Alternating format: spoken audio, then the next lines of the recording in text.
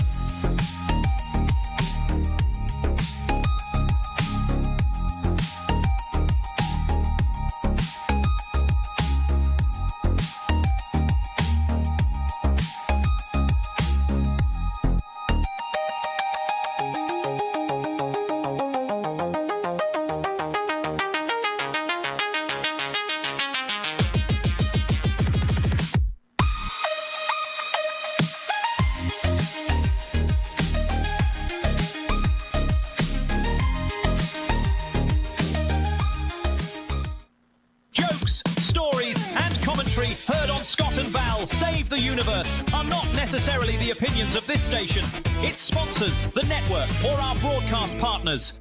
Now, a brief safety announcement. Do not consume hot beverages during the first 15 minutes. The show has been linked to several incidents involving coffee being sprayed on keyboards, clothing, and through noses. If laughter lasts the full 2 hours, congratulations! You've earned honorary Twitch status! So tighten your seatbelts, lower your expectations, and you better go find the Roku remote. This is Scott and Val Save the Universe!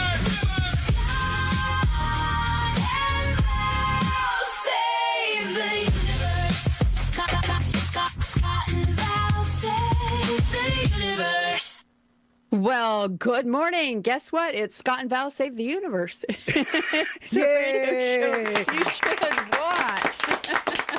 All right. We're broadcasting. Yay. Just in case you didn't catch that the first time.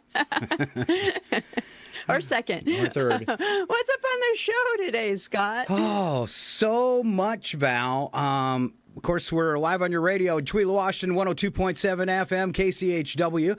Online, live video, on your Roku TV, too, via the Kick app or the YouTube app. If you go to either one of those on your TV and you search at Rogue Frequency Network, all one word, you will find us on your big screen. Today, you can also find us video on Facebook, YouTube, Twitch, under KCHW or Rogue Frequency Network. Segments today from our cast of silly men. Ken Owens. That's right. Panic time is back, baby. I know Ron's going to love that. He's been having Ken withdrawals. So. Oh, really? Yeah. He's missing the panic time, huh? He's missing the panic time. He's having his Ken withdrawal. So looking forward to that today. Also, Alan Milani, Joel Wilzinski, and Nigel, our AI sportscaster. He's going to be covering the world's oddest sports like usual. And today, Val, oh my, it's competitive ear pulling. What? Yes, people. I heard of pulling somebody's leg, but really their ear? This started in Mongolia. Also, the Inuits have a history of doing this, and they will do it till they need stitches. And sounds like so much fun. Odd News is going to be a little different today. I'm calling. So we always do the reenactments and the funny clips, and today it's called "What Could Have Happened." Okay. It's going to be fun. Also, finally, if you wish to comment, please visit us at facebook.com/Rogue Frequency Network. That's all one word, as we are not talented enough to watch 6 platforms for you to post on. And that goes for our KCHW friends, too. We try to pop over there, but we don't always see them. So if you come over to our Facebook page and post there, we really appreciate it. Of course, all the replays and a live feed on KCHW's Facebook page as well, if you already have that saved. Now, Val, I have this morning's, or today I should say, cosmic conditions. Ooh, okay. All right. These are measured by instruments that me and Val do not own. Don't know how to read or anything. Yes. Much like a politician today, the planet of Mercury will be pleading the fifth. The moon, yes, the moon just getting over its eclipse is present. Venus is seeing other planets right now. Oh. Yeah. She's fickle. Yeah.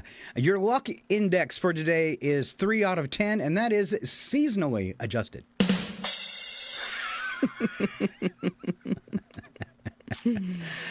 Let's see. General outlook for today. Your cosmic conditions are unsettled, much like you. Thank you.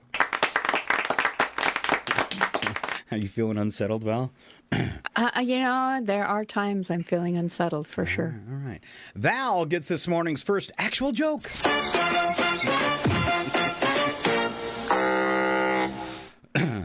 All right. An old man was driving with his wife sitting next to him.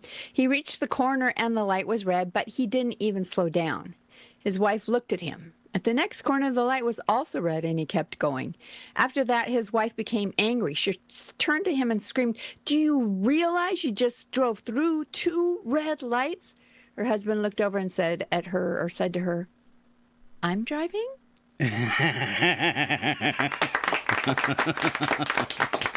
Does Brad do that?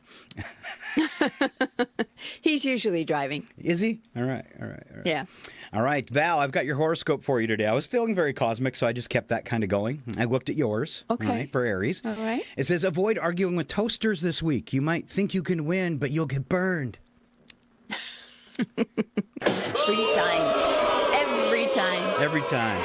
All right, testing Val's brain this morning. Val, I have some things for you.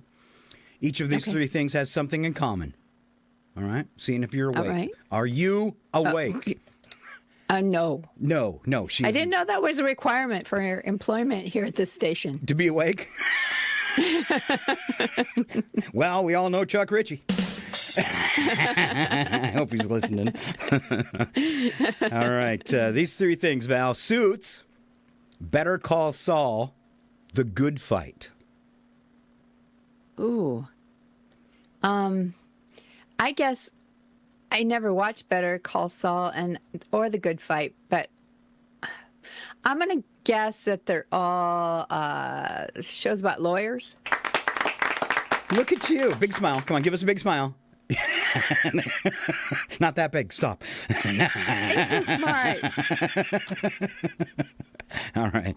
Val, piece of trivia here. Can you tell this animal's gender by the noise it makes? The male grunts and the female hisses. What is it? The male humans?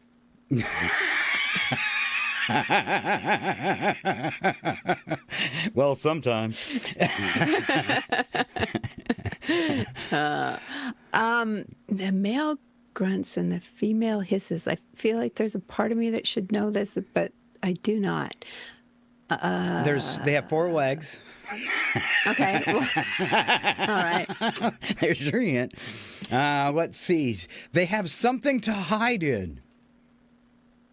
They have something to hide in. So a turtle. Yes, a turtle. Oh, really? Yeah. And turtle today, a very clever turtle. A turtle that ran away from home 12 miles. Wow. Yeah, that's in today's odd Can you news. call that running away from home? We'll get into it in just a second. All right. Okay. Watch out for that turtle, though. All right. Anything else happening, Val? Oh, goodness. What else is happening this morning? I can see you scrolling.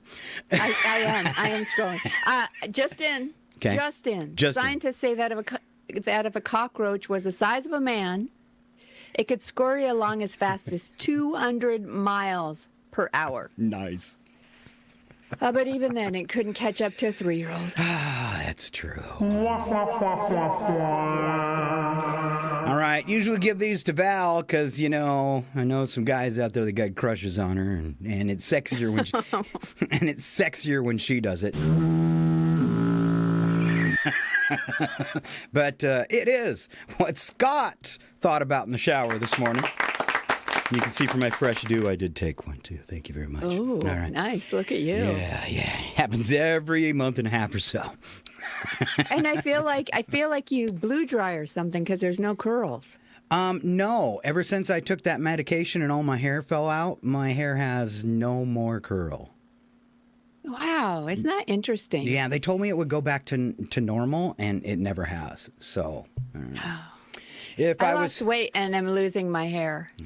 And so, so I'm just waiting. Every day I check to see if there's some still there.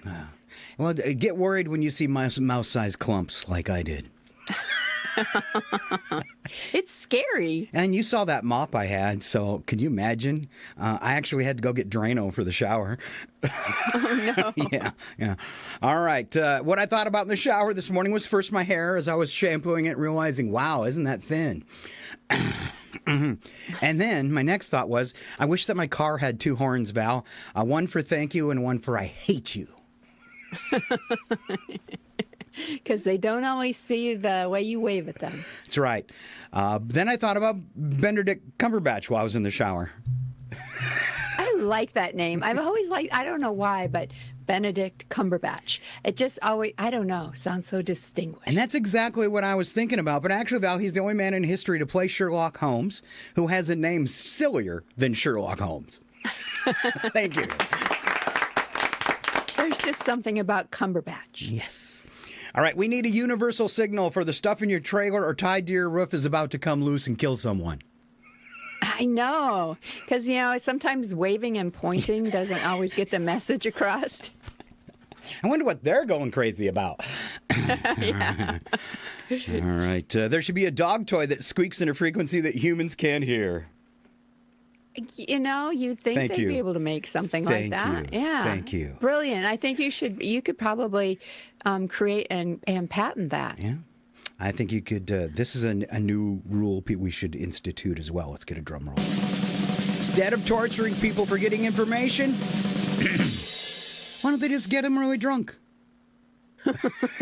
Did you hear things you never wanted to hear? That's right. All right. Nobody should ever spend more than $1 on a bookmark since they could just use $1. That one's so good. Thank you. It is. Why did you buy a bookmark? Just use $1. And the biggest thing I thought about, if someone farted in an airtight room, would it smell forever? Oh. That's what we do here. That's definitely a man thought. It deserves this.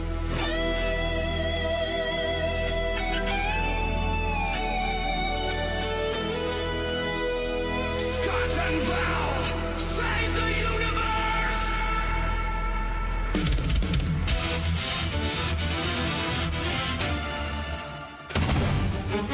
The stories you are about to hear are true. The reenactments are not! Ladies and gentlemen, it's time for Odd News on the radio show you should watch with Scott and Val. Oh, yeah, and we are set to knock it out of the park today, Val. We have some crazy, crazy stories. And I don't know if you heard about this first one, but it's crazy and fun. So go ahead, Val. All right. The internet briefly decided that the August 12th total solar eclipse was going to do more than block the sun. A viral claim warned that Earth would lose its gravity for 7 seconds during the eclipse. According to the theory, people should expect to become temporarily weightless, with some versions of the rumor suggesting that NASA was preparing for the event.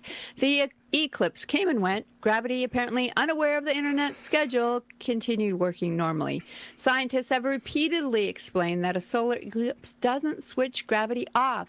The moon's gravitational pull certainly doesn't disappear during an eclipse, and neither does Earth's. So congratulations to gravity. It once again managed to do its job without a government bailout. And for anyone who spent the day waiting to just float away, technically you were already being held down by a force you couldn't see, which is apparently enough to start a conspiracy theory. It is. It is. All right. So if you caught us at the beginning of the show, all today's reenactments are what could have happened. So, of course, what could have happened, Val, if we lost gravity? Wow. No way it's starting. I'm floating. Wait, this is too fast. No. Somebody grab me. Help. Wait, this is too fast. Bye. Oh, it should have been in the White House. It'd have been nice if all the dumb people floated away. No kidding. Kind of like the Rapture, but for dumb people. All right. Another what could have happened. Teenager visiting Alabama's historic Fort Morgan apparently decided the souvenirs should be a little more historically significant than a refrigerator magnet. Juvenile stole 5 Civil War era cannonballs from a storage area at the fort and put them in Grandma's checked luggage without her knowledge. Somebody else must have been carrying Grandma's luggage for her, I would think. This is so heavy. Why won't you carry it for me? Let's see. TSA discovered the unusual cargo at Gulf Shores International Airport when an X-ray showed several large opaque objects in a suitcase. The largest cannonball, roughly the size of a grapefruit, and weighed about as much as a shot put. TSA offers initially weren't sure whether they were dealing with live explosives. Authorities eventually determined the cannonballs were inert and traced them back to Fort Morgan through identifying paint markings. Grandma told investigators she had no idea cannonballs were in my luggage. So what happened here? The fort got its cannonballs back. Nobody was charged. Grandma presumably learned that the phrase, "Can you pack this for me?" deserves a few follow-up questions. And if it could have been worse. This is what could have happened to Grandma. Grab her!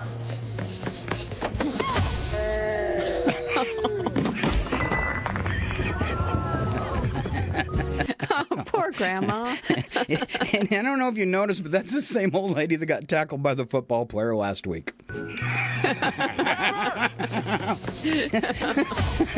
So keep watching Odd News, because every week she's going to get tackled in a different way. Remember, this is a show you should watch. That's right. That's right. All right, back to Val. All right. A 97-year-old woman is breaking her own wing walking record. Did you know there was a wing walking record? I did. 97-year-old Betty Bromage of England has broken her own Guinness World Book record as the world's oldest female wing walker. Bromage climbed onto the wing of an aircraft and took part in a flight on August 4th, completing the stunt for the 6th time. She first took up wing walking at the age of 87. The flight required her to remain airborne for at least 5 minutes, including takeoff and landing, and she even participated in a loop-de-loop. Easy for The you to stunt say. raised money. Yeah, the stunt raised money for Chatham General Hospital, where Bromage was treated after suffering a stroke last year. She did this after suffering a stroke? And she's 97.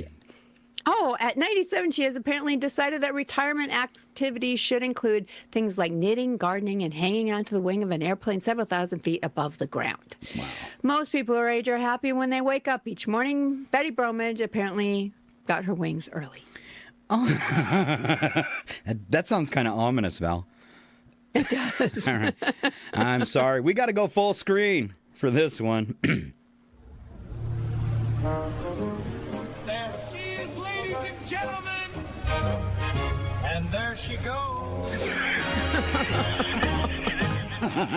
Oh, what could have happened? That's bad. And for those of you on the radio, she clutched her chest.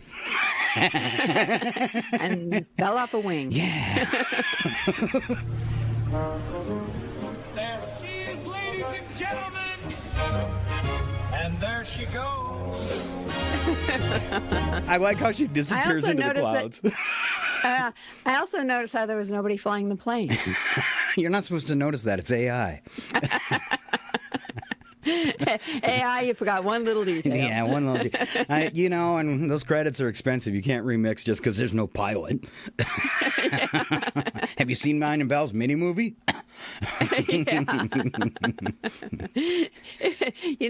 People could always donate to the cause if they want to see, something that looks a little more professional. Yeah. Well, I mean, if you want to mail us credits, or buy us some in a gift card, several sites do that. We'll take them. All right. Maybe our videos would get better. Maybe. No guarantees. All right. And we do have a couple videos come up, one Val made and one I made. So stick around. All right. Off to Salzburg, Austria, where recently installed 320 small golden-colored statues of Wolfgang Amadeus Mozart as part of the celebration of the composer's 270th birthday. All right. Then somebody started stealing them. Not one. No. Not two. 210. All right. These statues, about the size of a Barbie, and depict Mozart alongside his dog. Within a couple of weeks, roughly 2/3 of the entire installation had disappeared. The artist believes the thefts were organized rather than random souvenir collecting, and replacing them isn't going to go particularly well. Manufacturer is currently on vacation, so there aren't enough replacements available to even fix the exhibit. The remaining Mozarts have now been spread further apart to make them harder to steal. It's a remarkable security problem. Salzburg has managed to lose an entire orchestra without anyone having to carry a piano. Okay, this one's going to change a little bit, Val. Oh, I left us on screen. Well, that'll work. Sorry. So I think I probably know what happened. So who do you know that loves tacky gold things? I'm surprised the whole White House isn't gold already. It almost is. Let's take a look. These are the best dolls.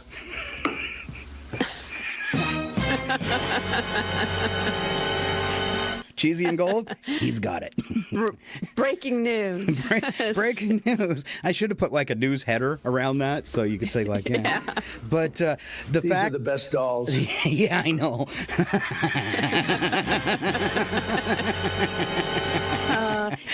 The thing is, I wouldn't be surprised.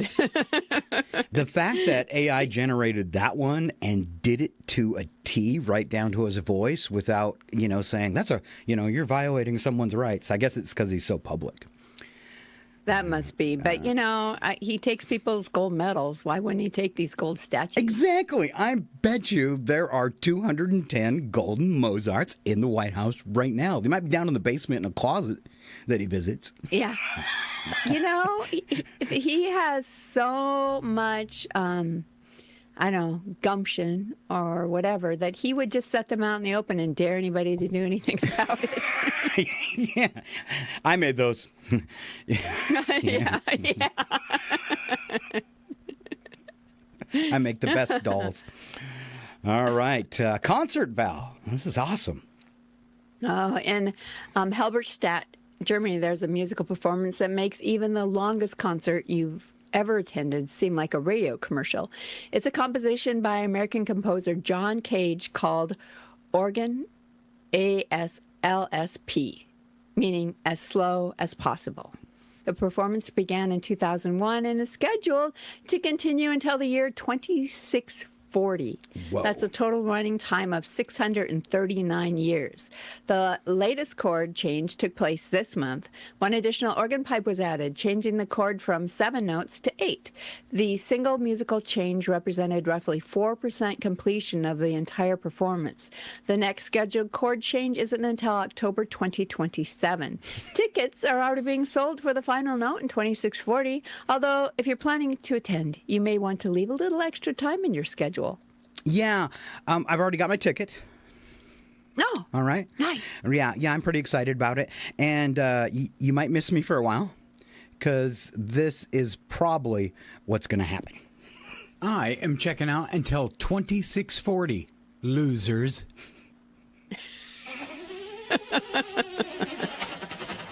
All right, shut the lid. Oh, welding it shut. Oops. Oh, God, don't try to put yourself in a time capsule. It was a cryopod, and it exploded. Like many things that Scott makes, it blew up. It blew up. I don't make things to blow up. They just happen to blow up. Because I'm not as good as I think I am with electronics. There you go. Next time, go for a time travel machine. Ooh. Yeah, they really had a hard time putting me in a pod. All right. It was more of a barrel, but I'm small, so I fit. You know, I've never had a problem with putting you in a barrel. I know. All right. Here we go. It's time for our three. She's telling the truth. It's time for our three-fer of odd news animals. All right, this is our big animal roundup, and I'll kick it off.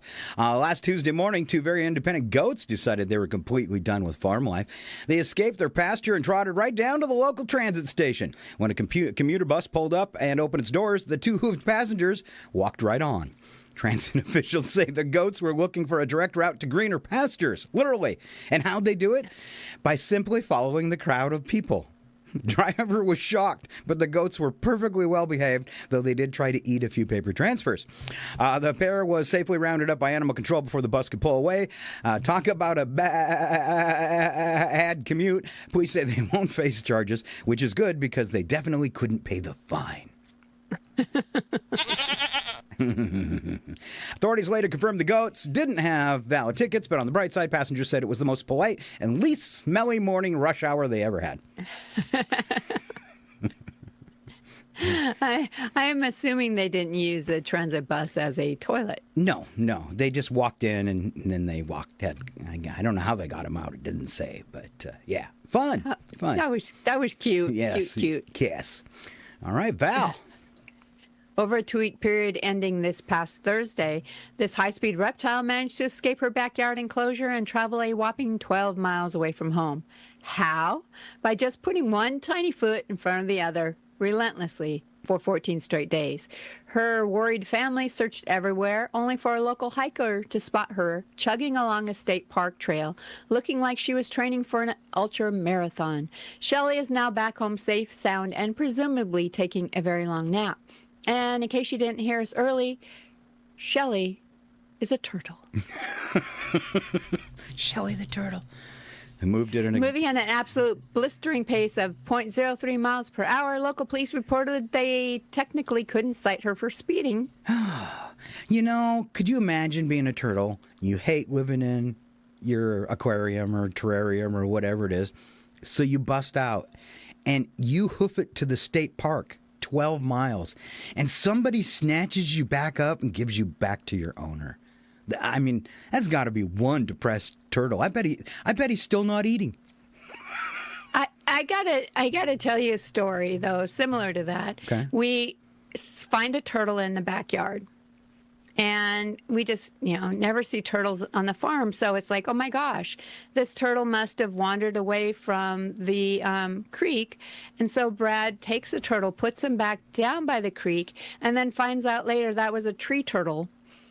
And he probably didn't appreciate that. Heading for trees, and it probably taken him 3 days to get that far.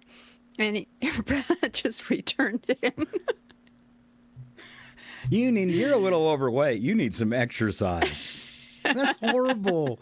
I didn't know there were tree turtles. Could you imagine if one fell out and hit you? What's a lump on your head? I got hit by a tree turtle. A tree turtle. Did you know turtles could fly? Then why do they live in trees? All right, let's round out our three-fer and put it all together for you. High school football player in Arkansas got the unexpected addition to his equipment during practice. A 2-foot-long, venomous cottonmouth snake in his helmet. Oh. Yes, the player had been wearing his helmet for nearly an hour when he noticed something wasn't quite right. He handed the helmet to the assistant coach, who told him he had a problem. Coach discovered the snake hiding behind the padding. Oh, my gosh. How do you not get bit in the head? Yeah. Animal control was called, and removing the snake wasn't as simple as dumping it out. Cottonmouth was so deeply wedged into the helmet that officials submerged the helmet in water until the snake got a little loose, and then they used tongs to get it out. Snake eventually released into a wooded area. Player wasn't bitten and continued practice without a helmet, which is probably the first time a football coach has added check for snakes to the equipment inspection. Oh, my gosh. And that's Is that scary. just like one big helmet or one small snake? They didn't say the size, but I'm guessing it was probably a smaller one. But when it comes to the venomous snakes, the smaller ones are even worse, aren't they? Mm-hmm. I mean, they I are. would think. Yeah. And we were having a conversation. We went on a river or on a jet boat tour of the Snake River, and one of the stops, this gal, I guess last year, had reached into the water to adjust something and got bit by a rattlesnake.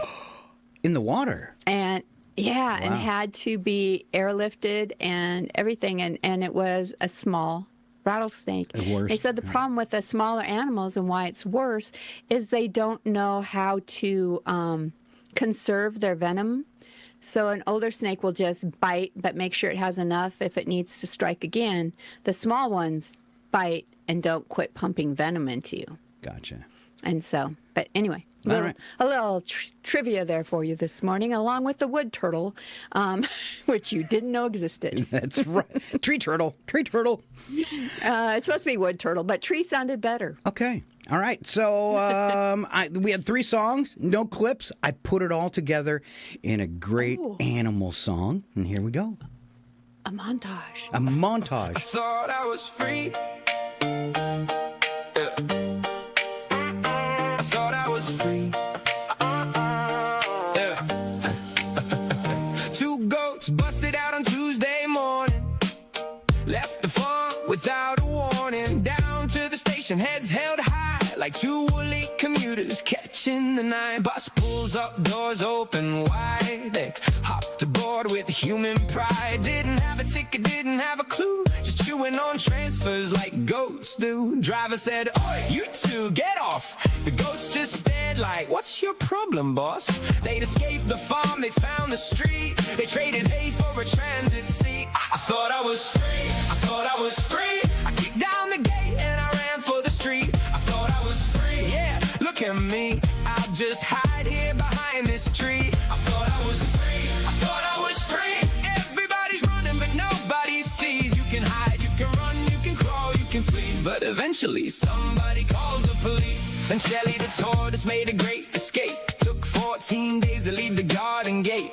14 days and 12 miles gone. That girl's been planning this escape her whole life long. 0.03 miles an hour. She's got no horses, but she's got willpower. Police couldn't charge her, couldn't call it speed, but they said, "Miss Shelly, you're loitering indeed." I thought I was free, I thought I was free. 12 miles of freedom and 3 miles a week. You can hide, you can run, you can crawl, you can flee. But eventually somebody's coming for me. Then down in Arkansas on a football field, one player found something, his helmet concealed. 2 feet of cottonmouth, venomous and mean. It taken up residence somewhere unseen. The kid wore the helmet for nearly an hour. Snake sitting inside like it on the tower. Tongue came out, snake came free, and the player went back to his snake-free destiny.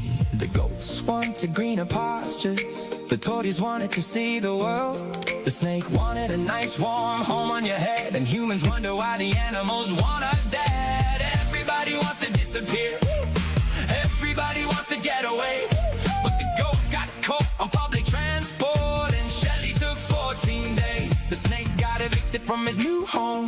The goats got sent back to the farm, and Shelly finally made it home again. Probably thinking, bugger, I was almost gone. I thought I was free, I thought I was free. I ran from the farm and they still found me. I thought I was free, just let me be. Stop putting your paws on my liberty. I thought I was free, I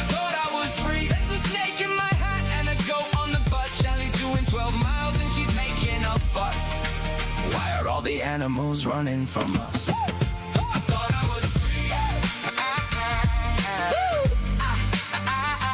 thought I was free. But you're gonna get high. Eventually. What's up, boy? You got snakes in your head. Yeah. Thought so.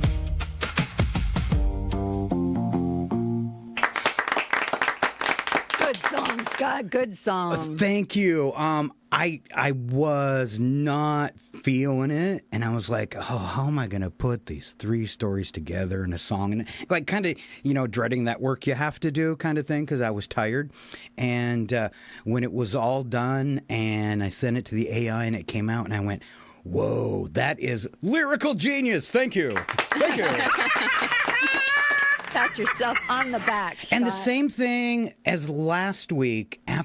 So last week, we did one, and one of the songs was "Love Is Cold," and I loved it so much I wrote a song around that. And now I like this. I thought it was free, so there might be something new next week too.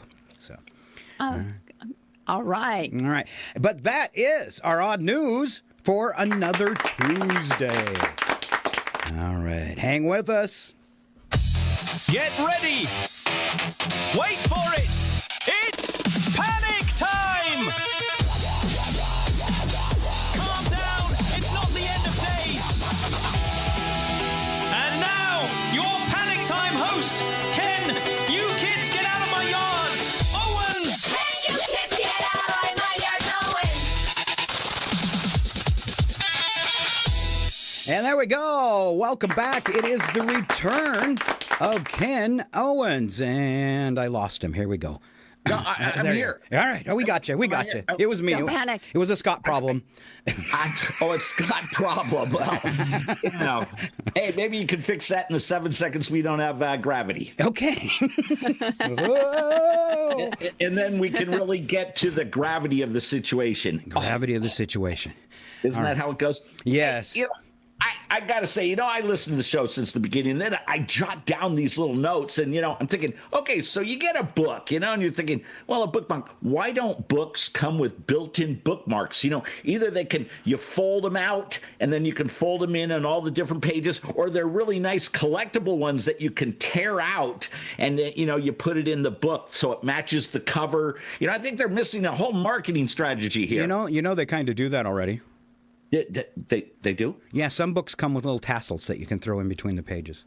It's funny. The books I read, I don't think they come with that. They come with parts lists, maybe, or That's called a manual. Pictures? That's called a manual. Or Mad Magazine. I've never seen a Mad Magazine come with a thing. So, and then so you're up in the space station. There's only like 3 of you, and you're working. All of a sudden, you're like, Frank, was that you? Oh, no, it wasn't me. I didn't fart in space. No, it was Bob. Bob's like, what are you guys talking about again? And then he's like, oh, my God. Do they have to put up with that for like 5 days? I don't know. I have no idea. Does it go into the recyculator and come back out a second time? Wouldn't that be bad? And then, if someone's microwave, do they get to microwave like fish and stuff up there? Stuff that you're like, oh my God, what is that? Oh, that's my fish. Oh, no, don't ever do that again, Bob.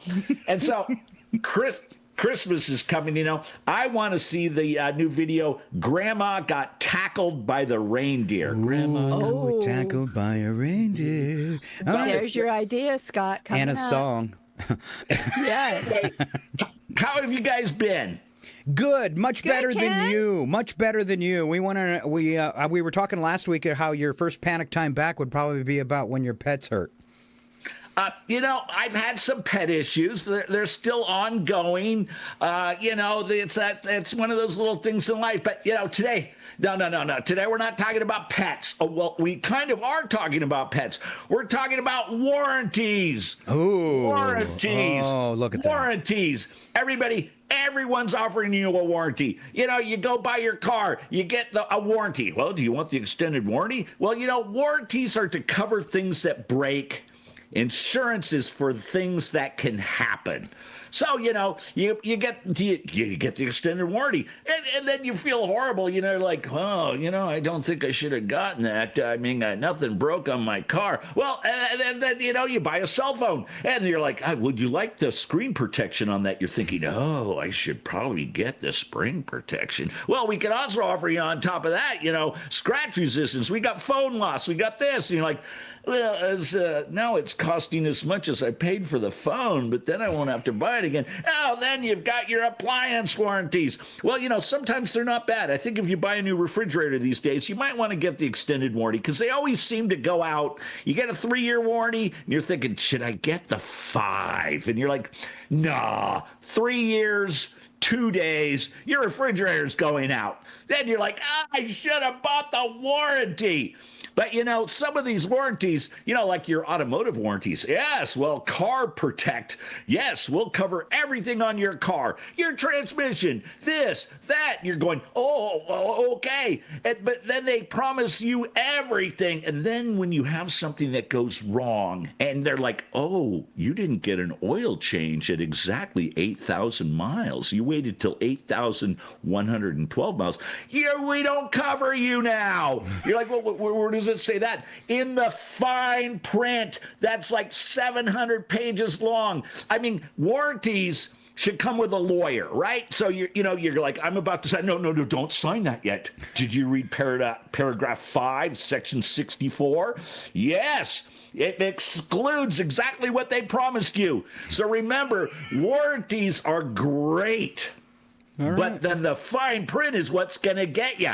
So you got to be really careful out there, when you're getting your cell phone, your washer, your dryer, your house, hey, well, your house can get a warranty. Yes, your air conditioning can go out. We're going to cover that. Doorbell doesn't work? Sure, we're going to send a technician right out. Yeah, sure they are. They're going to find a reason not to do that. But anyway, there are some warranties that you have to have, you should have, and then there's others just never have. And, you got to read the fine print. Just take a second, look at the contract, ask the questions. Well, you can ask the questions. They're still going to tell you, oh, this is a great deal, because they're all salesmen. But as I said, not all warranties are bad, but a lot of them. Read the fine print because you don't need them. Anyway, this is Ken with Panic Time, and just remember, warranties, they're everywhere, but sometimes they're not for everybody, but sometimes they are. Anyway, this is Ken with Panic Time, and, if you don't like this show, it's covered by my warranty. Oh, good one. Cashback warranty. All right, Val, I want you to answer this question in front of Ken after today's Panic Time. Val recently had the nightmare with the refrigerator, right? Yes. Yeah. Well, it was nightmares surrounding the refrigerator. Yes. So you got a new fridge. Did you get a warranty? We got the warranty on the new fridge. Okay. All right. Just checking, because the one warranty that is paid off over and over was we got the protection on our phones when we got them. The first time we've ever gotten the protection. We've had the phones a year. Brad has broke the screen protector 4 times. He has actually had to have his phone replaced once already. And so that was probably the best money that we've spent. On a warranty. On a warranty. Because usually you never collect on a warranty. I mean, 99.9% of the time, you'll never touch that warranty. Right, Ken? Well, yeah, exactly. And I think, like Val said, phones, so many things can happen to them. And sometimes they're only like $10 a month or something. And then you're finding out, it's a $1,200 phone. I should have gotten that warranty. But then, if you're thinking, hey, I just bought this garbage disposal, and they're like, do you want the extended warranty? And you're like, well, let's see, I paid $142 for this garbage disposal. And the extended warranty is $60. What are the odds your garbage disposal is not going to go go out in 3 years. Probably not. So should you pass on that warranty? Probably. But, you know, some people love warranties, so they want to pay the money. But I think on this thing with Val and her phone, great job, Val. All right. Once again, Ken Owens, and this week's Panic Time. So great to have you back, Ken. Thank you very much for being here. Well, thank you very much. It's great to be here. And, well, I'll be hanging around, but just not visually. I'll be listening. Oh, all right. All right. Scary. We've taken the warning. Once again, Bye. Ken Owens. Thank you, Ken. Hi, Ken. All right, we're going to go to break and say hi to our friends back in Chihuahua with some announcements. And when we come back, Mr. Alan Alani and whacked out weather for this week. Stay right here. Scott and Val Save the Universe will be right back. They're probably heating up a chocolate teapot. I hate this job. It's total bollocks, isn't it? Their mum must have been real knackered after raising these two wibble-wielding squiffies.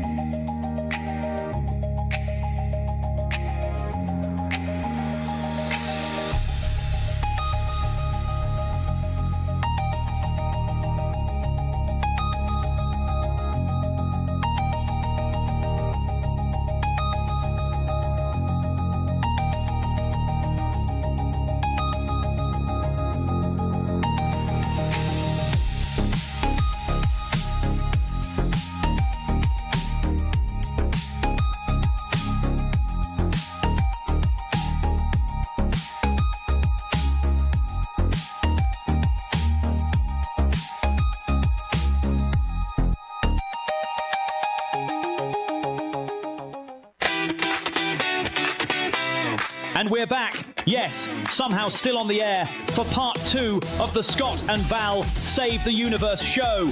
The only program brave enough to tackle cosmic chaos, armed with opinions, questionable logic, and absolutely no official clearance. If the universe is saved today, it'll be by accident. Strap in, lower your expectations. Let's carry on.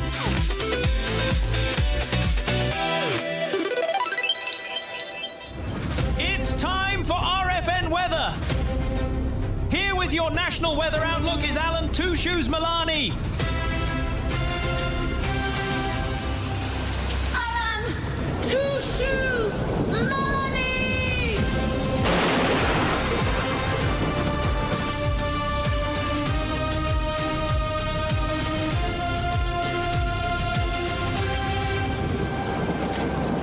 Oh, yeah, the only podcast that brings you the thunder, known as Mr. Alan Milani.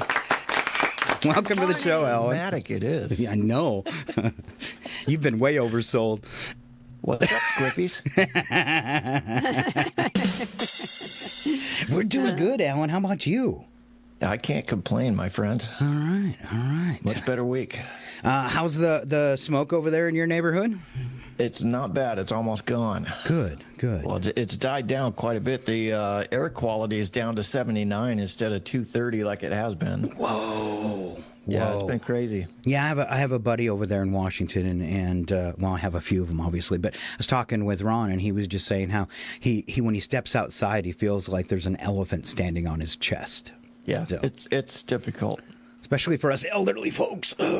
Yes, sir. All right. Warm us up a little with your wonderful weather. All right, I'll do that. Good morning, everybody. It's Tuesday, which means it's time once again to find out what the atmosphere has planned for us this week. Judging by the forecast, apparently the atmosphere has been taking advice from Scott and Val. That kind of explains why none of this makes any sense.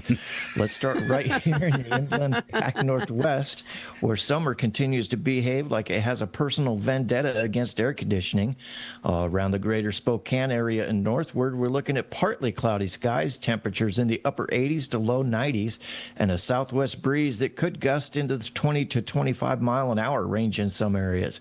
So basically, it's going to be hot, dry, and windy, or as we call it around here, fire season with a hairdryer. Yes. And there's elevated fire weather concerns in parts of eastern Washington today, so please be careful with anything involving flames. That includes campfires, fireworks, and Val trying to cook.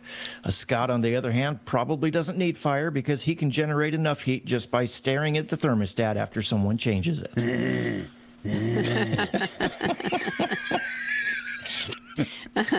Or just put himself in a cryo pod and the whole thing explodes. Yeah. I think we need cryopods. Did you see me catch fire earlier? I did not. Oh, you missed it then. I'm going to have to go back and rewatch. All right. Through the rest of the week, the inland Northwest stays mostly dry, with temperatures generally remaining on the warm side. So if you are hoping for a nice soaking rain to settle the dust and knock down the temperatures, well, the atmosphere has reviewed your request and filed it directly in the trash. Now, let's head east across Montana and into the northern plains. There will be a chance of afternoon thunderstorms, especially across parts of the northern high plains, with some storms capable of producing strong wind gusts. Meanwhile, further south, parts of the central plains and lower Missouri Valley are dealing with a risk of severe thunderstorms today.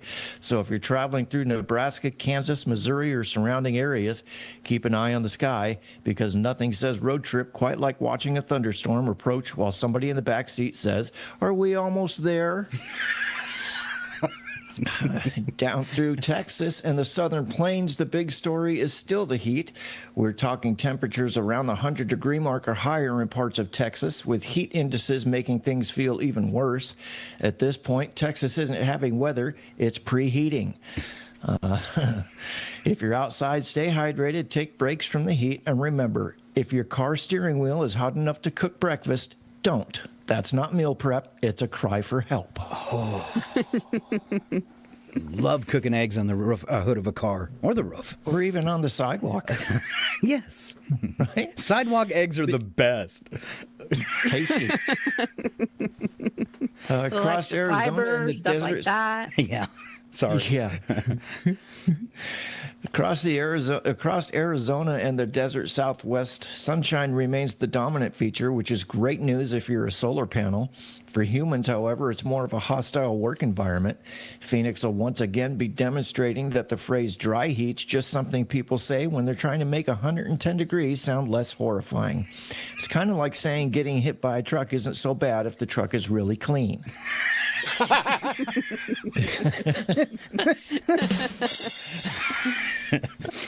Wow. Into Colorado and the Central Rockies, we're looking at a mix of heat and afternoon thunderstorm chances. The mountains will still get the usual summer routine: sunshine, clouds, thunderstorms. The one guy standing outside saying, "I think it'll miss us." That's usually when the sky says, "Oh, you think so?" Challenge accepted. Yeah. Hold my beer. Across the Midwest, temperatures will be more manageable in some areas, but thunderstorms will be the big story, particularly around the Central Plains and into the lower Missouri Valley. So you've got heat, humidity, thunderstorms, and rapidly changing conditions. Basically, the Midwest is once again offering its traditional summer package. Would you like weather with your weather? And if you don't like today's forecast, just wait 15 minutes. It'll have changed, which is also how Scott chooses a restaurant. Ooh. Our fickle friend women? Scott. Our fickle friends. I'm always just looking for the sale. For the sale. I've got a special. I've got a coupon. Yeah, I got a coupon, and they got a special. All right. Groupon, just pile them all on top of each other. See if you can get it for free. There you go. All right, some space news. Gentlemen, I've got a little beam me bit of aboard. space news. Okay, all right. Beam me aboard. You ready? Yeah. All right, let's leave Earth behind and head out into the solar system this week. We're checking in on Saturn, and Saturn's forecast is looking, well, complicated. Temperatures in the upper atmosphere can plunge to around 300 degrees Fahrenheit, while winds can reach roughly 1,000 miles per hour. So if you're planning a weekend getaway to Saturn, pack a jacket. Actually, pack several jackets and a spaceship, and maybe don't go. Saturn's famous rings may look beautiful from a distance, but they're made primarily of ice and rock particles. So if you're thinking about taking a scenic drive through the rings, don't. That's not a scenic highway. That's a cosmic sandblaster. And finally, Saturn has a little something Earth doesn't, a day that's only about 10.5 hours long, which means if you don't like your workday, just move to Saturn and you'll still have it, but it'll be over sooner. Wow. So their day's only 10 hours. That's like a huge planet. It must spin really fast. Right? Do the Well, if it's got Saturninians? 1,000-mile-an-hour winds, right? Yeah. Yes, sir. All right. Do the Saturninians get dizzy? Saturninians. Nice.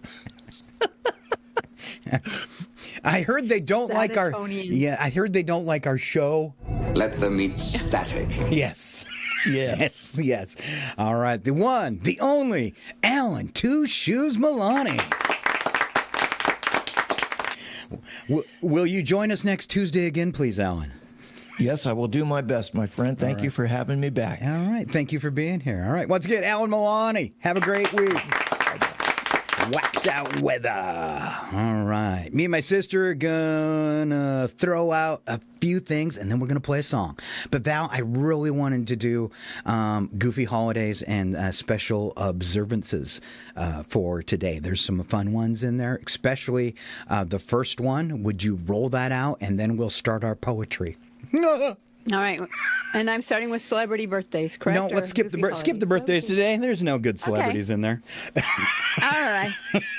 It is Bad Poetry Day, a day dedicated to writing, reading, and sharing intentionally terrible poetry. Example? Why, yes, we have that. Yes, we have three. First, twinkle, twinkle, little star. I want to run over you with my car. Throw you off a bridge so high, I hope you break your neck and die. Oh, that's Horrible. terrible. It is terrible. That's why I did. Absolutely terrible. Would it have been gentler if I had you do it? Rather blame this one on you. Okay. Gummy bears are chasing me. One is red, one is blue. One is trying to steal my shoe. Now I'm running for my life because the red one's got a knife. Hey, I like that.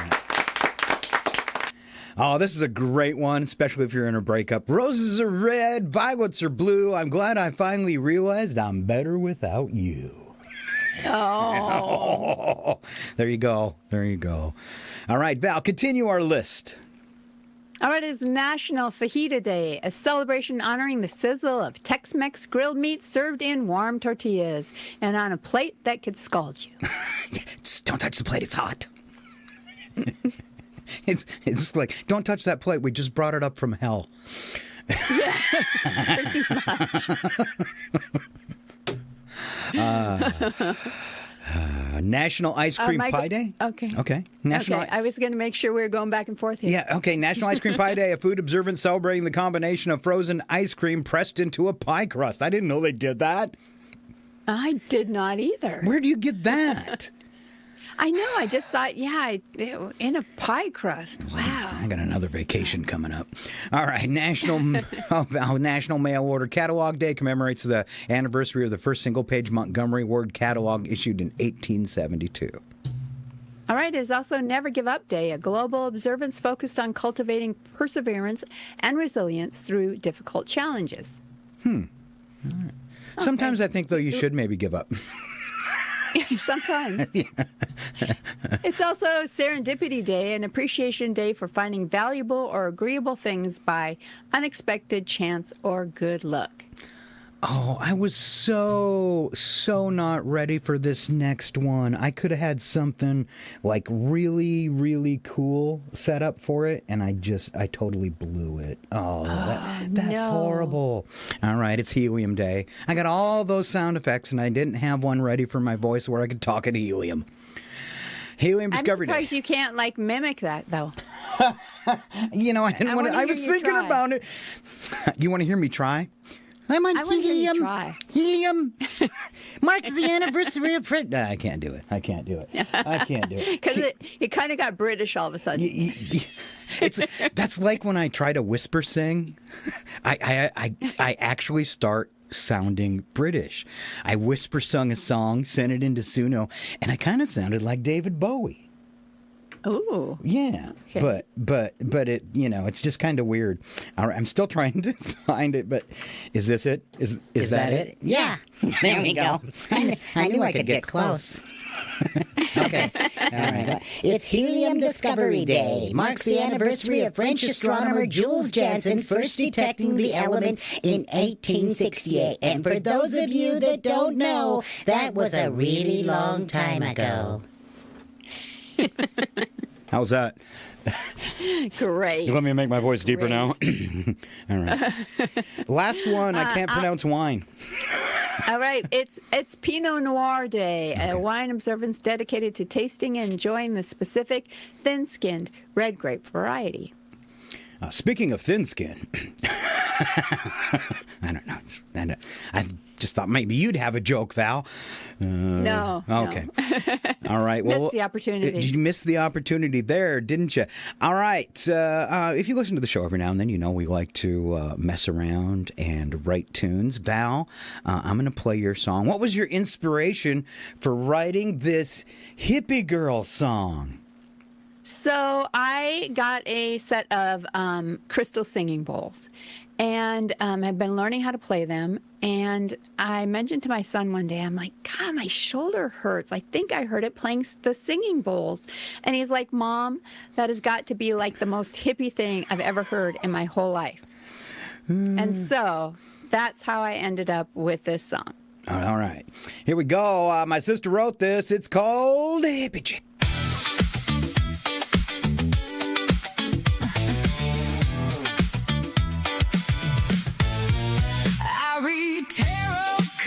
And say namaste. Give me streams and mountains, that's my kind of day. Hug a tree or two as I'm making my way. Kick off my shoes and dance in the rain. Yeah, I'm just just an old hippie chick. I'm just an old hippie chick. I light a pipe and an incense stick, play singing bowls and take a trip, throw off my clothes and skinny dip. Yeah, I'm just an old hippie chick. I tend to little magic, lose track of time, got moonshine in a jug and grapes on the vine, wear my old tie-dye like it's Calvin Klein, and toast Mother Nature with homemade wine. Yeah, I'm just an old hippie chick. I'm just an old hippie chick. I light a pipe and an incense stick, play singing bowls and take a trip, throw off my clothes and skinny dip. Yeah, I'm just an old hippie chick. It's a little dirty.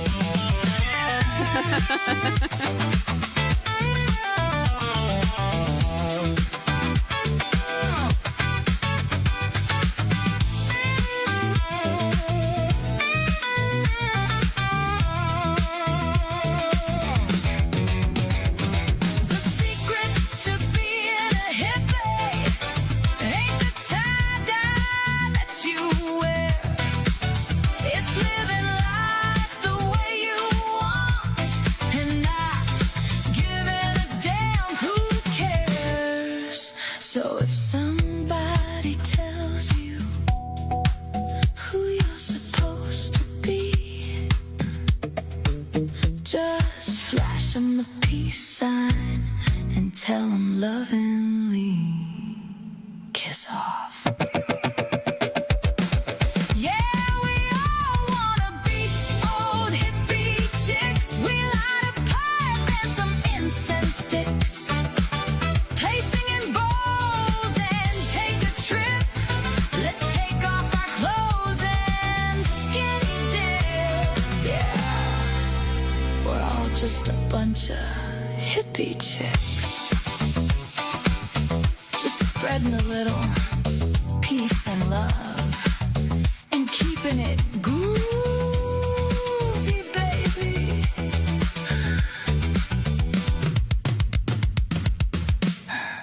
Oh my goddess, I think I just hurt my shoulder playing these frickin' bowls.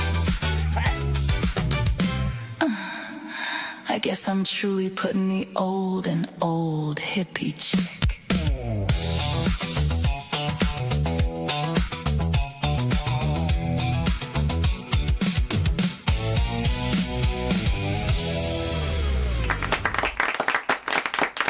All right, so I want to know how you got your cat and your singing bowls into the video. So somebody made the comment, and it's like, oh my gosh, the cat throughout the whole video is pretty funny. Very, and very cool. if you were watching, I don't know if you caught it. It's like that last thing,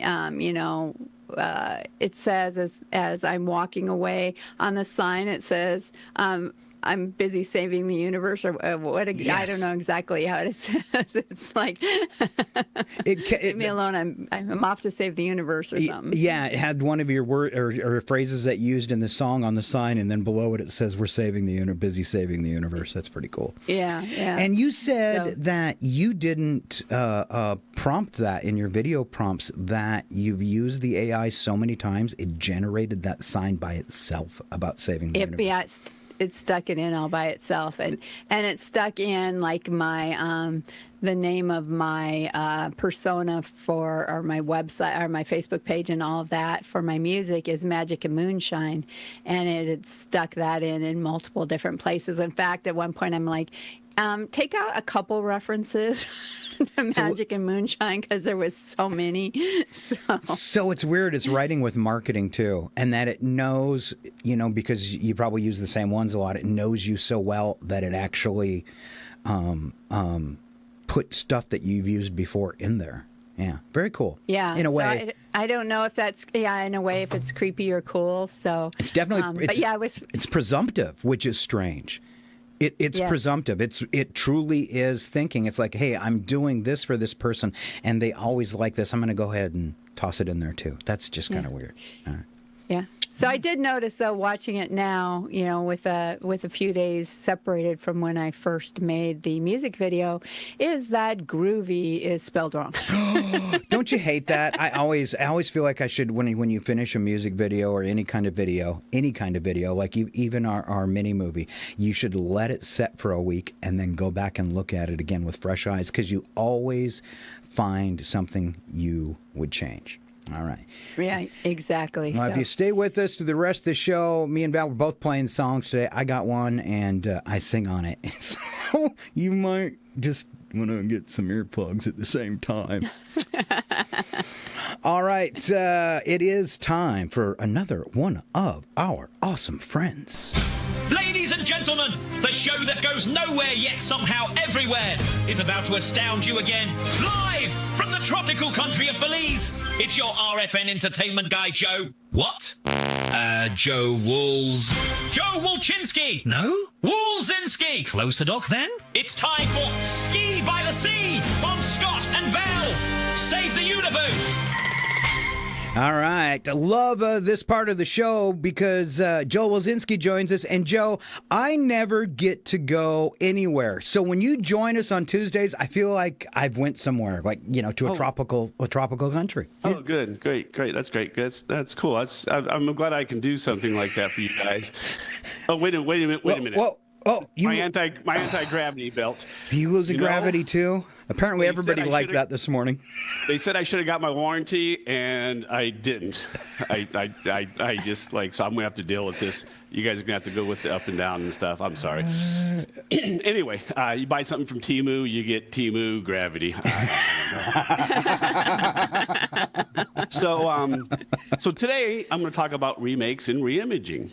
Okay. Okay, in the film and that.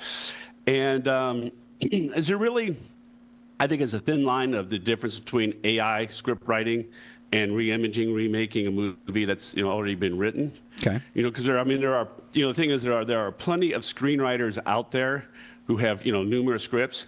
Like me myself, I have numerous scripts. I have over 30 scripts I've written that they're there for for you to maybe call me and talk to me about. But anyway, what we're going to do is we're going to talk about remakes. Plug into what? I'm not getting the reference. I'm going to start sending that was a plug for me. Okay. I get it now.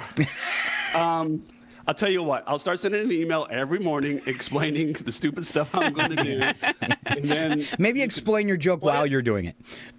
Thank you. That might work too. Okay. Scott and Val, what I'm about to do is talk about movie remakes. Okay. Which is a movie that was maybe made years ago, and then somebody remade it. We good? Oh, We're good. Excellent. Okay. With you. All right. This is the top 10 popular remakes from 2001 and 2026. Ocean's 11. That came out in the year 2001. Remake of Ocean's 11, 1960. One George Clooney, one I think Frank Sinatra. Yes. Yes. The Departed came out in 2006, and Internal Affairs 2002. It was I think that was a Korean. There has been a couple of them, but but also look at the gap in the time 2002, 2006. Okay. The Jungle Book, 2016. Disney's The Jungle Book, 1967. My favorite Disney film. Love it. I love the songs and the Jungle Book. I'm not completely against remaking and reimaging. I grew up with, the Planet of the Apes, the original franchise. I love it. I've seen them, numerous times. And I really, really like the new reimaging, remaking. But sometimes it just gets a little, I don't know, carried away. Like, what are we going to see 30 years from now? A remake of the remake? Okay. King Kong, 2005, Peter Jackson. I enjoyed that. King Kong, 1933. I remember watching that. Not 1933, but, at least in the 60s. True Grit, one of my favorite John Wayne movies. 2010. I enjoyed that one. True Grit, 1969. This is my favorites. Dawn of the Dead, 2004, which I did enjoy. I love zombies. Enjoy zombies. Remake of Dawn of the Dead, 1978. And I do understand sometimes, special effects and things are, a little bit different. So, like with the Planet of the Apes, great job with the costumes. They won, Academy Award for the makeup and that. But, you look at the new ones and you're like, just wow. The Ring, 2002. The Ring, 1998. I've never seen the original. Number 8 is Casino Royale. Came out in 2006. James Bond. Casino Royale, 1967. If I remember right, the 1967 one, I think it was Peter Sellers, was more of a comedy. And Casino Royale was more of the James Bond. Serious one. Yeah. Number 9, Beauty and the Beast, 2017. And then Disney's Beauty and the Beast, 1991. And then the last one of the top 10, A Star is Born, 2018. A Star is Born, and this is kind of what I was talking about, like 30 years from now, what are we going to be watching? And I think a lot of this has to do with these kids that, they grew up in, say, the 80s and watched this movie and said, I can do that. And they're doing it instead of being original. Anyway, like I said, it's a thin line with remakes and re-imaging with me. A Star is Born, 2018. A Star is Born, 1937, 1954, and 1976. That is enough.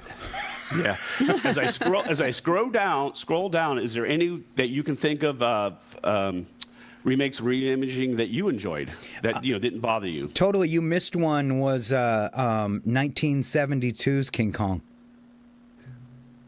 I think it was Faye Dunaway. I could be wrong on that.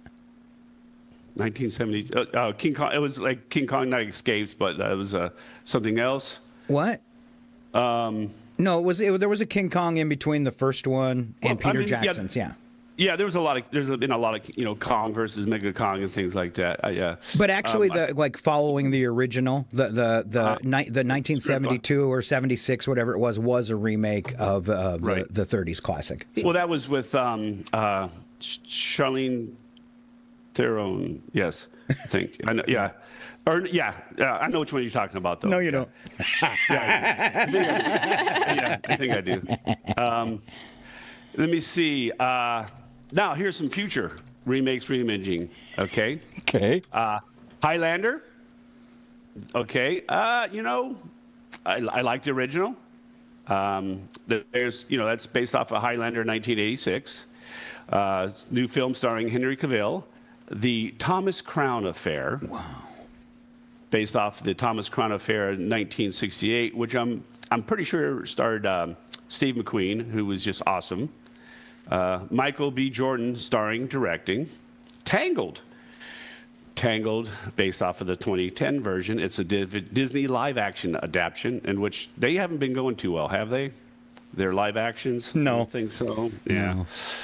No. The Running Man, which has been out, and I haven't seen yet. I really want to. I really like the book. And I did like the 1987 Arnold Schwarzenegger, but it was an Arnold Schwarzenegger piece. It wasn't The Running Man. Does that make sense? Yeah, the new one's closer to the book. You'll enjoy it. You'll enjoy it more. I didn't.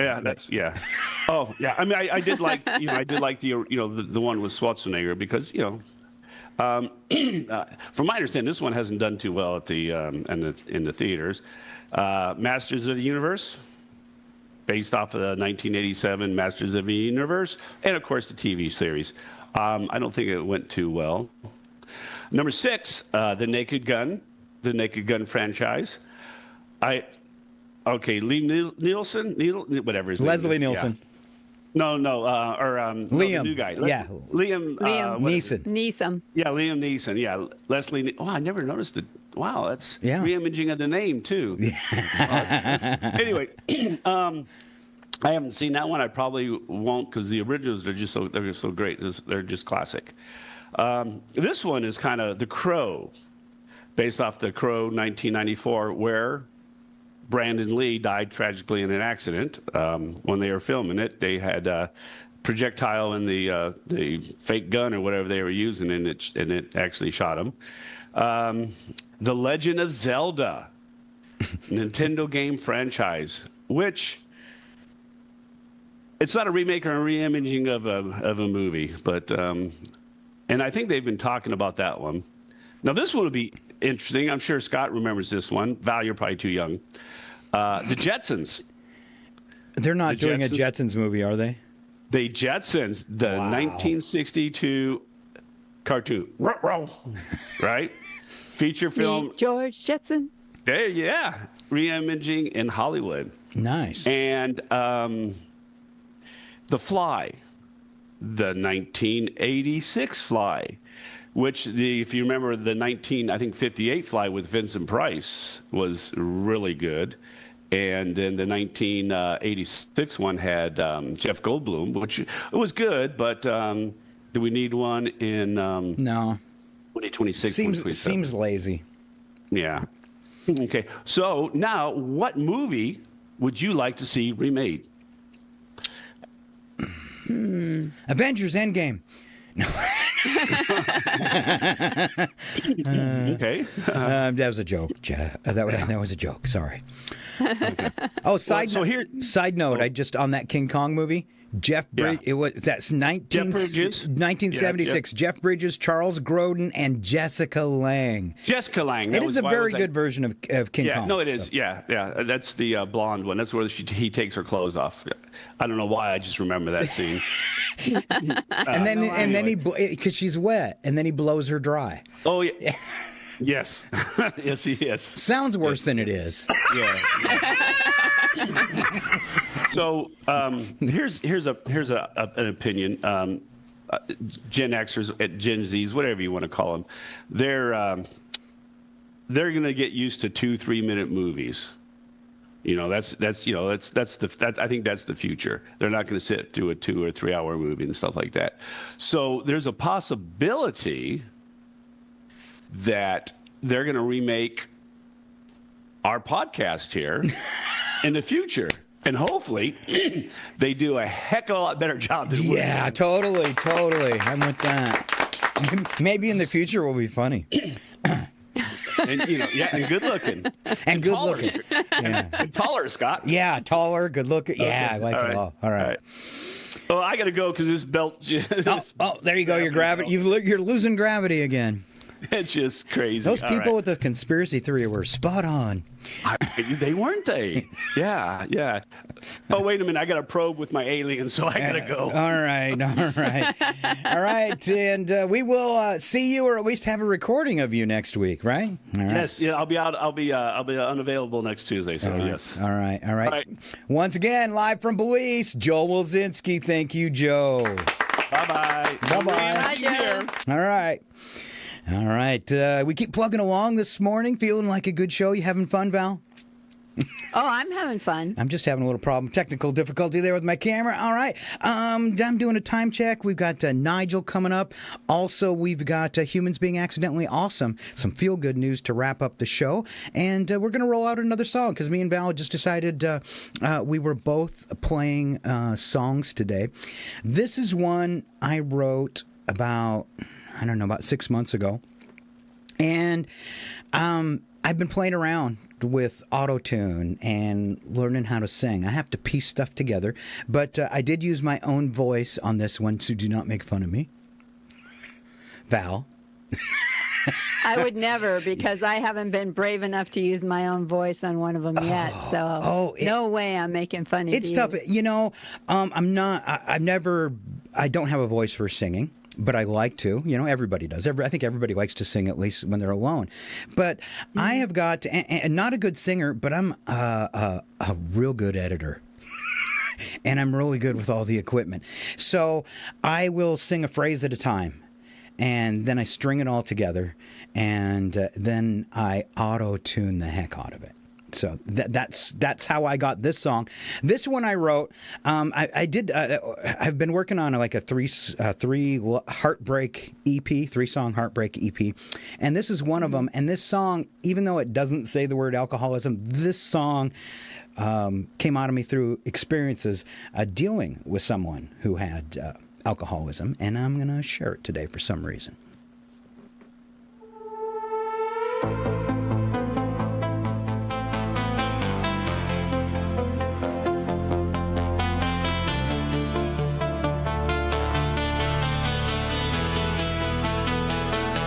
If you love something, set it free. For me, it was you. The rest just history. You clung to the dark. I held a hand out for you. Destined for failure. Just we two. I still look for you. A mist is all I see. I still feel you. The ghost of your arms wrapped around me. Every light that casts a shadow makes me turn to see if you're there. Every lonely heart that cries in the night screams love isn't fair. You let the dark know your name. I feel your fear, but I'm not to blame. I peek through the veil of a life that could have been. If the truth will set me free, I can never do this again. I still look for you. A mist is all I see. I still feel you. The ghost of your arms wrapped around me. Every light that casts a shadow makes me turn to see if you're there. Every lonely heart that cries in the night screams love isn't fair. If you love something, set it free. That was too high a price for me. I kept the scars, and you got your wings. Now when I dream, I can finally hear you sing.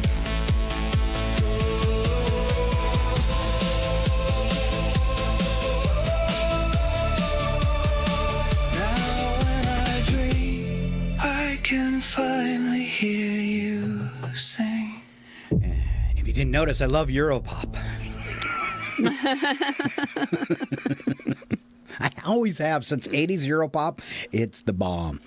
All right. No. You want to make fun of me? You can, Val. All right. I think No, that might I have would been- never make fun of you. Oh, I think- mean, we pour our heart and soul into our songs, and I don't think that there's perception around AI, as we all know, and but when it comes right down to it, the heart of the song, the lyrics of the song, the soul of the song comes from us, and so. So yeah, I would never make fun of your songs ever. All right, thank you. Born in Pain. Yes. All right, for some reason, I pour my soul into this too, like a whole bunch. But It's fun. And today came out awesome. It's time for Nigel. Good day, ladies and gentlemen, sports fans and people who have clearly wandered into the wrong program. I'm Nigel Wobbleton Teacup the Fourth, your superior AI sportscaster. And once again, we delve into the glorious world of competitive nonsense. Our first tale is perfect for elderly school teachers. It's ear-pulling competitions, a competitive sport in which two people sit facing one another, grab each other's ears and attempt to pull their opponent across a line. Apparently wrestling wasn't painful enough. The sport has been played at festivals in places including Mongolia, where variations of traditional ear-pulling contests have been held as tests of strength and endurance. There are weight categories, officials, and the rules are wonderfully simple. Grab the ears. Now pull! So if you're good at ear pulling, what exactly do you put on your resume? Excellent communication skills. Strong team player. I can remove a man's head sideways. And if your opponent has cauliflower ears from wrestling, that's not a handicap, it's a bonus! Next! Cycle ball! Cycle ball is essentially soccer, except everyone is riding bicycles and nobody is allowed to put their feet on the ground. 2 players per team ride specialized fixed gear bikes around a small indoor court, attempting to smash a ball into the opposing goal using their wheels or occasionally their heads. That's right, football without feet. Finally, a sport with more opportunities to fall over! The bikes are specially designed for the sport, allowing players to balance, accelerate, and even ride backwards. The ball can be struck at speeds approaching 55 miles per hour. That's like taking a cannonball to the face. Brilliant! The World Cup for Cycle Ball is a gold sippy cup and no TV coverage. And finally, to America, a country which has apparently decided that school buses aren't dangerous enough when they're carrying children, so race them! School bus racing has featured figure 8 events where full-sized buses thunder around a track, crisscrossing paths at speeds that turn yellow school buses into modern art. There is something wonderfully American about taking a vehicle normally associated with packed lunches, homework, and dread, and then entering it into a motorsport. The buses are enormous, they are cumbersome, and they corner terribly, and two of them charging towards one another on a figure 8 track is precisely the sort of thing that makes the British quietly say, "Blimey, look at the crazy Americans again." The great thing is, these aren't those short buses! So there we have it! 3 sports proving once again that humanity has invented the internet, landed on the moon, and then spent the afternoon pulling someone's ears. I'm Nigel Wobbleton Teacup the Fourth for the Rogue Frequency Network! Until next time, if it can be timed, scored, or scorned, somebody, somewhere will call it a sport. Off with you then! Now scat! Now scat!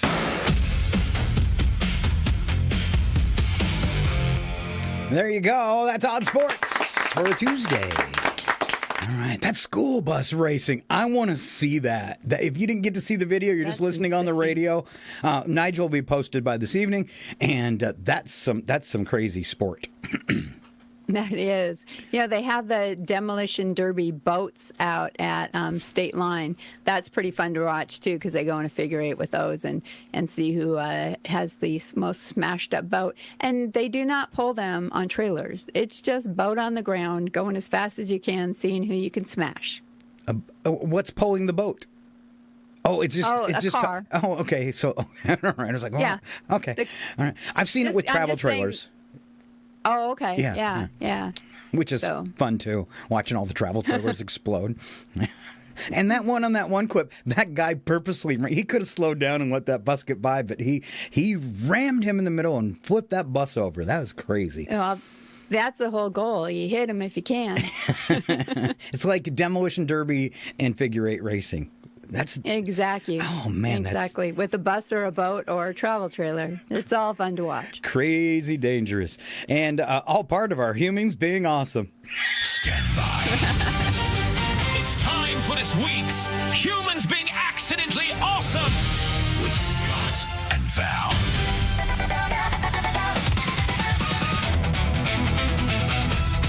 Stand by. All right, here we go. We're wrapping up the show with stuff that will make you happy instead of all that bad news that gets delivered to us. And Val put together this week's stories, and I want to thank her for that. And I don't know if it's number 3 or 4. When I read that story, Val, I started crying. Thanks a lot. Yeah. All right. All right. Let's get some of those feel-good tears going, and why don't you kick it off, Val? All right, over in Salem, Oregon, Kirk Alexander ordered a pizza from his local Domino's almost every single day for over a decade. The staff knew his order by heart. But when 11 days passed without a single order, night shift driver Sarah Fuller felt something was off. She wasn't trying to be a detective. She just thought maybe he'd switched to a diet or lost his phone. But Sarah decided to stop by his house after her shift anyway. When she noticed the lights and TV were on but no one came to the door, she called 911. Paramedics rushed in and found Kirk on the floor having suffered a life-threatening medical emergency. Thanks to a pizza driver who thought she was just double-checking a lost order, Kirk's life was saved. Just a routine customer tracker turned into a life-saving safety monitor. Wow. Wow. You never know, you know, the connections you make in life and how simple they be and how much gravity they could actually hold. All right. Yes. Did I interrupt you? Okay, all right. Here's a woman in Windham, New Hampshire. She accidentally threw her wedding ring into the trash. She assumed it was gone forever. Garbage truck had already collected her neighborhood's bins. Desperate, she called the local public works department. Enter sanitation worker Dennis Baldi.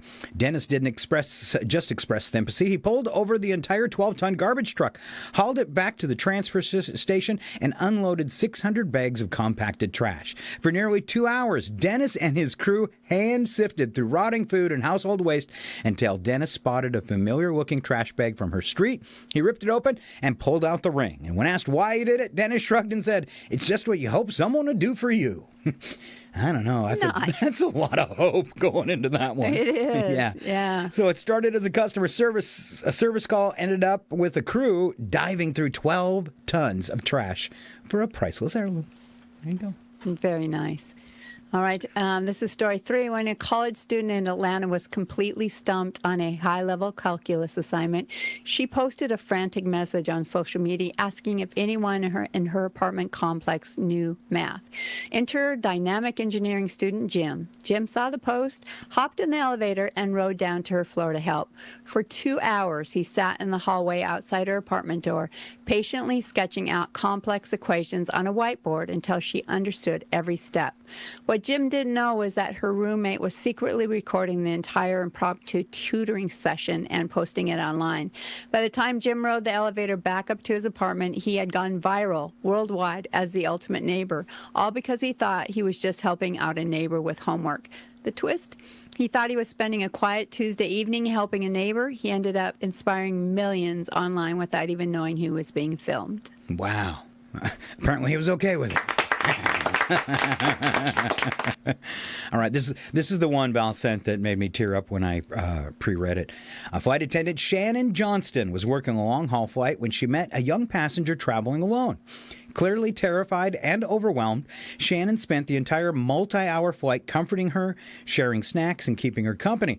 But Shannon didn't stop when the plane landed. Learning the young passenger was in a vulnerable situation and headed into the foster care system, Shannon stayed in touch, helped coordinate support, and ultimately began the long process to become her legal foster parent. What started as a standard in-flight customer care ended up creating a whole new family. So a routine customer service interaction turned into a lifelong commitment to being a parent. All right, Shannon That's pretty Johnston. awesome. It is awesome. That is great. That's the one that made me tear. Did it again, too. That's beautiful, beautiful, beautiful. All right, you, Val, I'm glad it worked out because it's really, really long. So I have been, I'll give credit where credit is due. This came from Adam Kinzinger. Every Sunday he posts a feel-good story, and they are so good that I have been inspired to share them. So today we're going to a little church in North Carolina who decided to tackle healthcare in their own way, in their own community. About 200 people make up the congregation of Winston-Salem's Trinity Moravian Church of all different ideologies. Their pastor, Reverend John Jackman, calls it a purple congregation with liberals, conservatives, and everyone in between. There are many arguments the church knows better than to start. As a pastor, Jackman meets with people regularly. During the pandemic, he kept hearing the same thing. Families just couldn't cover their medical bills. So he brought his politically divided congregation an idea. He suggested raising money for a nonprofit called Undue Medical Debt, which buys unpaid hospital bills the way collection agencies do, in bulk for less than they're worth. But instead of collecting on the debt, it forgives. And the math is incredibly impactful. One donated dollar wipes out about $100 of a stranger's medical debt. Trinity Church set out to raise $5,000, a goal modest enough to achieve, but large enough to erase $500,000 of medical debt in the community. And the checks started coming from everywhere. Paul Sluter spent his career collecting debts for a credit union, but he contributed because the system's out of whack. Catherine Coe is a conservative who works in the accounting department of a hospital, but she gave too because we're all just one medical debt from financial ruin. They hit that goal in 6 weeks, and Jackman called it the easiest money I've ever raised. That was back in 2022, and they have not stopped since. And every fundraising campaign ends the same way. Once the letters go out and the debts are dead, the church prints a list of the forgiven and holds a service to burn it. The last campaign was this past February. Their 8th, a Christmas drive, had just turned $17,648 into more than $2.2 million of forgiven debt for 1,631 households in the county. Strangers, nearly all of them, but it didn't matter. Jackman still stood up front and proudly declared that we act to forgive the debts of many of our neighbors. It's okay. You want me to pick it up? Yes, please. All right. Strangers, nearly all of them, but it didn't matter. Jackman stood up front and proudly declared that we act to forgive the debts of many of our neighbors as God has forgiven our debts. Nobody at Trinity thinks they've fixed American health care. $2 million is a drop in a $220 billion ocean, and they know it. But campaign after campaign, they managed to buy up all the medical debt for sale in their county. Jackman's philosophy is that a church cannot mend the whole world, only the corner where it stands. Still, Trinity's corner is expanding. At one point, they ran out of debt to buy entirely and took their checkbooks to other counties miles away. And now, more than 100 congregations around the country have launched debt projects of their own. State of North Carolina took the idea a step further, leveraging billions in Medicaid funding to get the state's hospitals to erase roughly $4 billion in medical debt for nearly 2 million people. This makes me feel like we're heading toward universal health care. I hope so. Well, stop paying your medical bills and then just buy them back for pennies on the dollar. At Trinity, 200 people. That works. Yeah. At Trinity, 200 people with widely different political views all reached for their checkbooks at the same time. And somewhere in North Carolina, a family that will never know their names opened an envelope and felt a little more peace. To these people, it isn't a political issue. It is a human one. And that whole statement that, people are just one medical bill away from ruin. It's true. I mean, that's pretty sad in our country when you can go bankrupt over a medical debt. I mean, you save your loved ones and then you pay for it forever. It just doesn't seem, something's out of whack when that's the way our country works. Yeah. So, yeah. When you've got countries all over the globe that make sure that their citizens are healthy without having to go in debt to do so, and we can't figure that out, something's wrong. Yeah. Falling down and shattering your elbow should not cost $250,000. Exactly. It should exactly. not. Yeah. All right. And Brad had his hip replaced and did it. He didn't stay overnight in the hospital. He got there at 5 a.m, left at 2 o'clock because he could, he was mobile enough. That was $88,000. Wow. And he didn't even spend a night in the hospital. He did not even spend a night in the hospital. Yeah. It's pretty crazy. Yeah. Anyway. All right. That's us saving the universe for another Tuesday. and Val crying through the show. That's all right. That's all right. You know, we might have to stop doing the show if we're going to tear up every time. Nah, it's a good way to end, though. I think it's a good way to wrap things up. It is a good way to end. So thank you for being here today for Scott and Val Save the Universe. It was episode 28. If anyone missed part of the radio show, you should watch What Can They Do, My Beautiful Sister. All right, you can catch up on past shows, segment cutouts, and shorts on Instagram, Facebook, YouTube, and TikTok. If you want to see full live show replays on Facebook, Kick, and YouTube, and Twitch, you can do all that, and audio-only versions on all podcast networks. Wherever you visit, please subscribe or follow and say hi. Also, now that we have a bunch of shows, we're streaming content 24 hours a day at roguefrequencynetwork.com on Kick, YouTube, and Twitch, too. Nice. Thanks to my brother, the boys, and all of you for coming along for our show. And until next week, when we think about saving the universe again, I hope you'll come back and do it again. Yeah. Yay. Now, Val, you don't care if someone goes onto YouTube and steals one of your songs, do you? Not at all. Yeah. I leave them remixable. So, yeah, you're welcome to do that. We use an excellent app for sharing each other's music and stuff and downloading it called Vidly. It's free, Vidtly. And with the Vidly app, you can go to YouTube and download any video. Now, in certain instances, you might be, if you don't want to share what you downloaded because you'd be violating someone's copyright. But me and Val, we don't care. And if you want to log on to our YouTube page and open that Vidly app, when you hear a song that you like, you can surely download it and keep it forever. And like I said, Vidly, Vidly, and it's a really smooth working app. And there you go. I've got a friend who's like, can you burn me a CD? I'm like, I can't even burn CDs anymore. What? Burn a CD? Yeah. Just go log on to YouTube and search at Rogue Frequency Network, You'll find our homepage and click on videos, and mine and Val's songs are there. Did you upload your new one to the... I have not. Now I'm all paranoid. I'm going to have to go fix Groovy.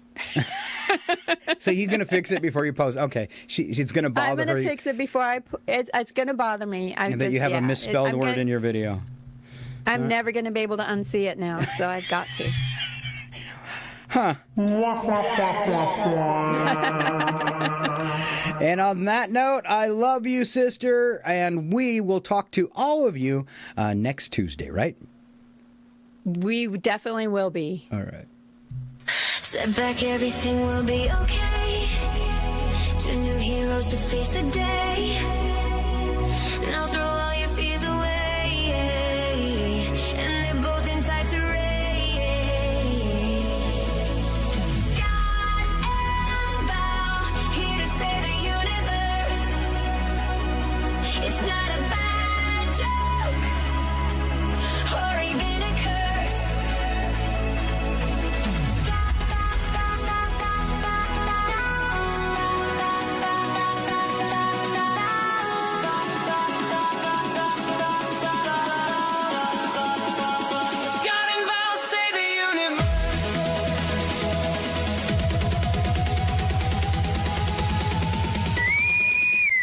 Will self-destruct in 20 seconds. This is your last chance to push the cancellation button. Engage. Don't forget, catch Scott and Val here every Tuesday morning at 7:20. I hate this job.